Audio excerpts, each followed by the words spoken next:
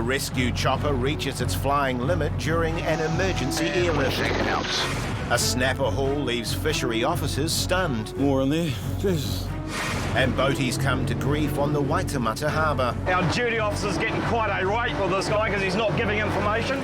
It's 4 a.m. An emergency call has just come into the Northland Electricity Rescue Helicopter base. Rescue structure. Yep. Gears out of the boat. A luxury cruise liner is heading to New Zealand from LA, but a passenger on board requires urgent medical treatment and needs to be airlifted to hospital. The cruise ship is 180 nautical miles out in the Pacific Ocean, only just close enough for the chopper to attempt the airlift. Our fuel's obviously a critical part of the mission. We need to carry the reserve requirements to come back here. So we're going out with 1,800 pounds of fuel. It's a long way over water. All clear? All clear. The key to this rescue is planning and timing. They need to reach the ship, winch the patient off, and fly back to Whangarei Hospital within their planned flight time. An hour into the flight, and there's still no sign of the cruise ship. We still haven't got you sighted. If we continue the present heading, I guess we should intercept you. Even for an experienced rescue team, this is uncharted territory. This is the longest I've done, 160 nautical miles out over the ocean and then back again. Previous to that, I was only a passenger, but it was 120 nautical miles out to sea. But this, by a long shot, 160 nautical miles. 90 minutes after leaving base, the crew see the lights of the cruise ship in the distance. They only have 30 minutes to complete the winch rescue before they will need to turn back to shore. Seaborne Odyssey, you just let us know whether there are any wires or obstacles in the region. The chopper needs to get close enough to the ship without getting tangled in any wires. Auckland's Tamaki River is one of the busiest recreational boat harbours in New Zealand.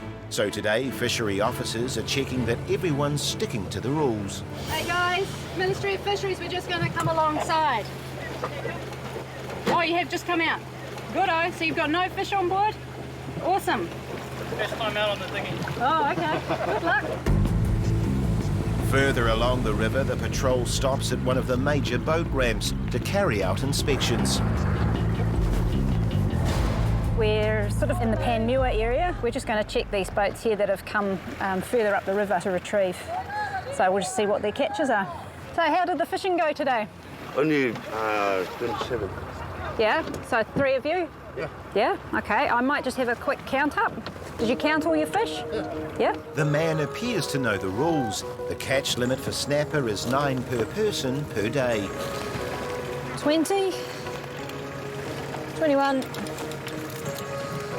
22, 23, 24, 25, 26, 27. I make it 28. So you won over. So what's happened here that you got 28 instead of 27? Oh, this is my boy, and just the numbers told me 27. Ah, so you agree that there's 28 fish here? His son's bad maths could make this one of the most expensive fish bought in Auckland today. And the bad news is he won't even get to eat it. Because there's been an offence detected here, it's one excess fish, so we'll take that one excess and we'll dump it back out at sea. Have you ever had an infringement notice or a warning from fisheries before? Alcohol? Oh, yeah. Yeah, maybe last month. While the man's disappointed, it's not all bad news. Officers let him choose which fish will be returned to the sea. Grab one of the smaller ones if you want. Cool. Okay.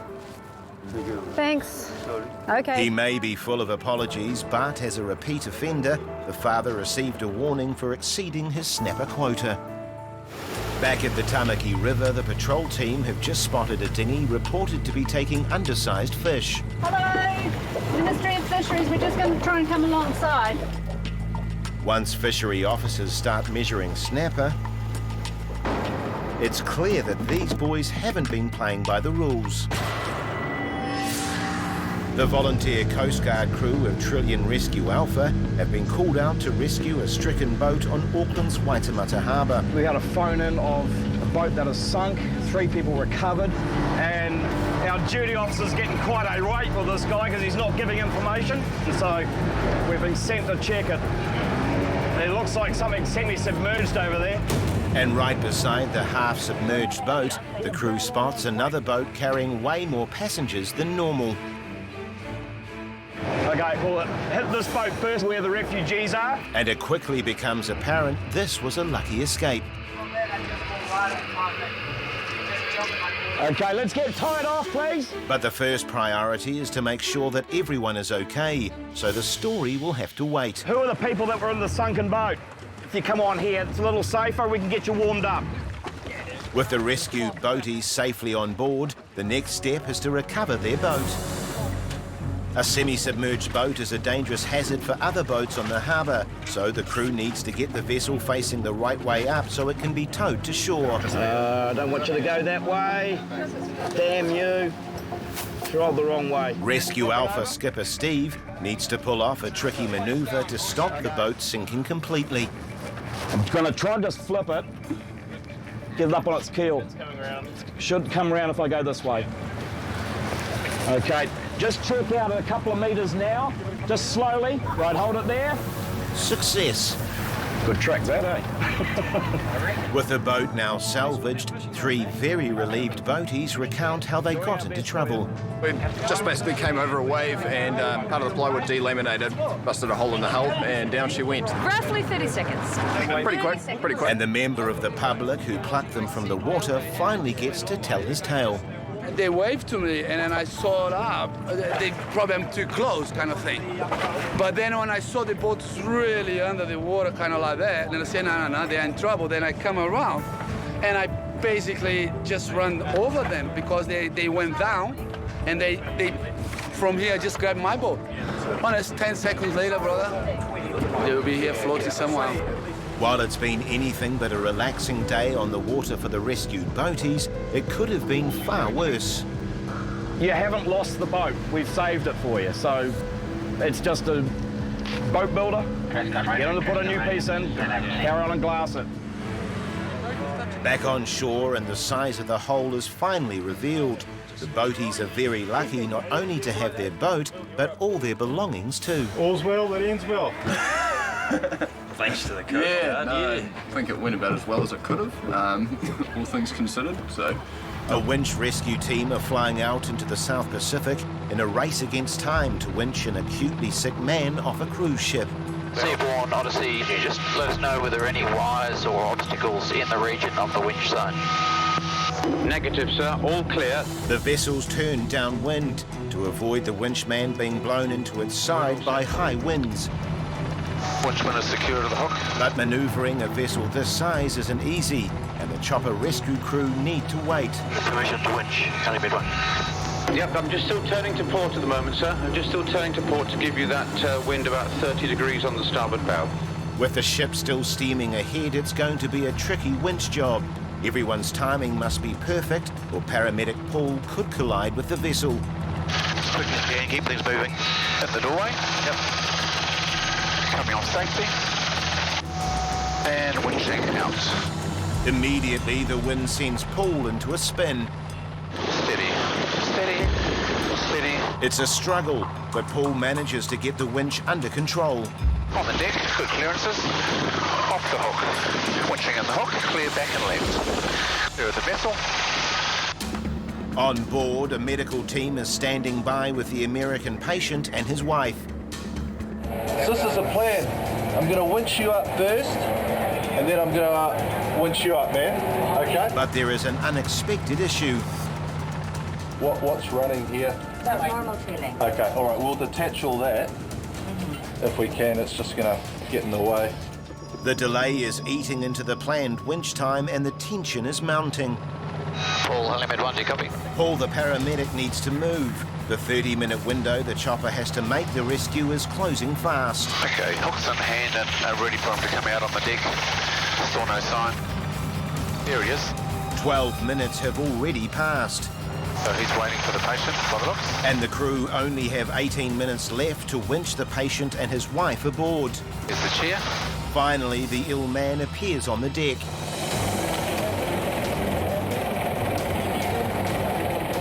Clear of the vessel. Winching in. Approaching the door. safety stop. And bring him inside. One down, one to go. With time running out, Paul has to return to the ship to collect the sick passenger's wife. Come on, Mark, keep things moving, please. Okay. But she is unaware of the time-critical situation facing the rescue team. If time runs out, the chopper crew will have no choice but to leave Paul and the patient's wife behind. Fishery officers patrolling the Tamaki estuary have come across two men with undersized fish. Undersized fish. What I'm going to get you to do is come aboard here. Two undersized fish. Two undersized. The fishermen are adamant they have followed the rules. I have been measured. But there's no disputing the facts. It's just under 27. The nose of the fish goes up against the board there. Okay, and you measure in the V in the tail. That's still alive, so I'm going to put him back now. Yeah, he'll survive. Moving on to the second fish, things don't get any better. 26.5. 26.5. To make matters worse, one of the men admits this isn't his first offence. You in trouble with fisheries before? Oh yeah, 2 years ago. So he could now be up for a serious fine. What was that for? This is not netting area. Sorry? Oh, netting. Netting. Okay. With darkness falling and a steady stream of boats heading for Half Moon Bay, a huge stream of boats coming in, look at them all. Anna decides to head for shore with the fishermen. It's pretty busy, as you can see, it's still bedlam out here actually. Leaving Jody to finish his interview, Anna finds the ground crew are having the same issue. Boaties pushing their luck a little too far. Yeah, so undersized there. Okay, so this is a kingfish. They need to be 75 centimetres in length, and this one's way too short. Happy with that? This one is about 58. What we've had in here, we've got 28 snapper, one undersized, and the measurement of this one is 26.6. With the last boat leaving the harbour, a busy day finally comes to an end for the fishery officers. We've checked probably about 120, 130 boats tonight, and out of that we got 6 smallish offences. That percentage is quite good. It seems like the message is getting through. People are counting and measuring their fish and being careful out there. Shakespeare Park in Whangaparoa is a well-known hotspot for recreational fishing and shellfish gathering. Auckland Fisheries are out in force checking everyone's following the rules, and they immediately spot a group with a large amount of snapper. Hey guys. It's soon obvious why the men on this charter boat are in such high spirits. No, there's nothing undersized looking at that. What we'll do, we'll just take a count. It's more for our stats than anything else. We can see that you guys are all pretty much okay. While none of the snapper are undersized, Chris needs to count the catch for fishery records. We're just doing a count to see how much fish they've actually got. We do a non-commercial activity log, which every person that we inspect, we take a count of the numbers, and that goes back into our data system. That gives us an idea of what's been caught, numbers, different species, and that type of stuff. As Chris counts out the fish, the men can't resist telling a few fishy tales. Whereabouts did you guys go? Barry. Ever into the Barry? Oh, cool. Yeah, I'm heading up there in a couple of weeks' time for a fish, so... Nothing up there. We'll have to raid your GPS on the thing there, and I'll have to get the spots. No, that's awesome. All up, the men had 133 good-sized snapper. Now, which end of the Barry are you fishing? And while Chris continues to question the men, at a different part of the park, 2 honorary fishery officers are counting out a haul of cockles. 50 per gatherer, so we'll just count them off and we'll just go from there and see how we go. The daily limit for cockles is 50 per person. It's soon evident these gatherers have more than they're allowed. So we've got 1, 2, 3, 4, 5, 6, 7, 8, 9. So there's 9 lots of 50. That's a total of 450 cockles, but with only 7 people gathering, they should only have 350. Well, 7 all up. There was 7 all up. Yeah. Now there's more than 7 quota there. Yeah, I know. Okay. So we're in excess? Yeah, we're in excess. Yeah. 100 cockles may not seem much, but with the area getting thousands of visitors every weekend, if everybody took a few extra, the shellfish stocks would soon be endangered. As the officers try to get to the bottom of who's taken what, everyone decides to give their opinion. Two more kids. 4, 5, 6, 7, 8, 9. We've only got 7 coming off, and then all of a sudden there's more popped up out of the woodwork.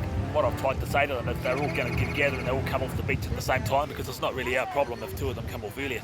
The people we seen come off the beach. Yeah, the people you've seen come off at the boy. Can I come to saying that only the people... Sir, can we just talk to the 2 ladies, please? In an attempt to get to the bottom of things, the officers split up the group. So tell me one thing, please. You knew the limit and the quota per person? No. With all the signs around here, and as you come in through the road, did you see the signs as you come into this place? I saw one there down the road. With nobody seeming to know the rules, it's not surprising the group have exceeded the daily limit. We can call our coordinator, supervisor, and get him to come in, and he can make the call, eh? Yeah, okay. The honorary fishery officers call in Chris to help resolve the situation. Let's do a written warning. Yeah, okay. Yeah. Once again, it's all about educating Yeah, them. absolutely. That's what we thought as well, like, you know. The group was issued with a written warning for taking excess shellfish and told to read up on the rules to avoid any more trouble in future. As you saw, they're all pretty friendly, and they're all, even afterwards, happy to shake your hand and have a bit of a laugh about it. They've certainly learnt their lesson, and as they've said, this certainly won't happen again. The Northland Electricity Rescue Chopper crew are 180 nautical miles out to sea, attempting a winch rescue of a man and his wife. And bring him inside. The crew have the patient on board. They now need to winch up his wife, but she's taking her time, and the chopper's fuel reserves are starting to run low. Finally, she responds to the helicopter team's urgency and is ready to be winched. Clear up and away slope. Weight of 2 coming on. And lifting now. Move left. Brake 10 and forward. Good clearances. Clear the deck. Second thumb. Move left only. 2. Left 1. Call your target. Left 3. Good clearance. Approaching the door now. And with that, the cruise ship can continue on her way. Okay, thank you, gentlemen. Very safe flight home to you. Thank you so very much indeed for your assistance. Bye-bye now. It's a dramatic end to the Americans' luxury cruise, but it's not over for the crew. They need to get the man to Whangarei Base Hospital fast and within their allocated flight time. We're just on the cusp of range. We're 100 miles, bearing 045 from the Waterways Airport. Everybody on board is on the lookout for land. Finally, there's land in sight. Yeah, we've burned off all that fuel. 1,100 pounds of fuel. We're heading in the right direction, Pete. Northcom Helimed 1, good morning. Good morning. We're inbound for Northland Base Hospital with 6 POB. And our ETA here will be 12 minutes, 1 to 2 minutes. Over. After spending over 3 hours in the air, the rescue crew touched down at Whangarei Base Hospital. Alright, traffic, you Tango Foxtrot miles for 24, touch and go. The patient was treated for his gallbladder and made a full recovery. Hopefully, his memories of this helicopter journey will be better than his last. The last time he was in a helicopter was back in World War II, over in Europe, so a bit of an experience for him. That is definitely the longest overwater flight that I've done. Quite a good sight to see the land in front of you after spending so long out over the water.